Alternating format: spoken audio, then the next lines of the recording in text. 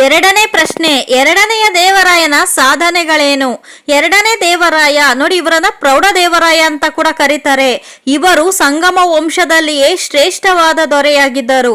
ಇವರು ಗಜ ಬೇಟೆಗಾರ ಎಂಬ ಬಿರುದನ್ನು ಧರಿಸಿದ್ದರು. ಎರಡನೆಯ ದೇವರಾಯರು ಒರಿಸ್ಸಾದ ಗಜಪತಿ ಕಪಿಲೇಂದ್ರನನ್ನು ಸೋಲಿಸಿ ಕೊಂಡವೀಡನ್ನು ಗೆದ್ದುಕೊಂಡರು. ಗಡಿ ಪ್ರದೇಶದ ನಾಯಕರುಗಳನ್ನು ಅಡಗಿಸಿ ಈಶಾನ್ಯ ಗಡಿಯನ್ನು ಕೃಷ್ಣಾ ನದಿಯವರೆಗೂ ವಿಸ್ತರಿಸಿದನು. ಕೇರಳವನ್ನು ಗೆದ್ದು ಕೇರಳ ಶ್ರೀಲಂಕಾದಿಂದ ಕಪ್ಪ ಕಾಣಿಕೆಗಳನ್ನು ಸ್ವೀಕರಿಸಿದನು. ಇದರಿಂದಾಗಿ ದಕ್ಷಿಣ ಪಥದ ಚಕ್ರವರ್ತಿ ಎನಿಸಿದನು. ನೋಡಿ, ಈ ವಿಜಯಗಳಿಂದ ವಿಜಯನಗರ ಸಾಮ್ರಾಜ್ಯ ಸಿಂಹಳದ ಗಡಿಗಳಿಂದ ಗುಲ್ಬರ್ಗಾದವರೆಗೆ ಮತ್ತು ತೆಲಂಗಾಣ ಮಲಬಾರ್ಗಳಿಗೂ ಕೂಡ ವಿಸ್ತರಿಸಿಕೊಂಡಿತು.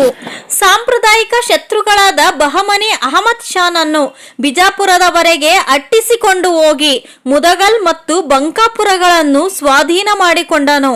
ಎರಡನೇ ದೇವರಾಯನ ದಳಪತಿಯಾದ ಲಕ್ಕಣ್ಣ ದಂಡೇಶನು ಒಂದು ನೌಕಾ ವಿಜಯ ಯಾತ್ರೆಯನ್ನು ಕೈಗೊಂಡು ಯಶಸ್ವಿಯಾದನು.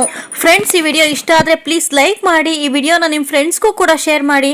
ಪ್ಲೀಸ್ ಸಬ್ಸ್ಕ್ರೈಬ್ ಮಾಡ್ಕೊಳ್ಳಿ. Thank you.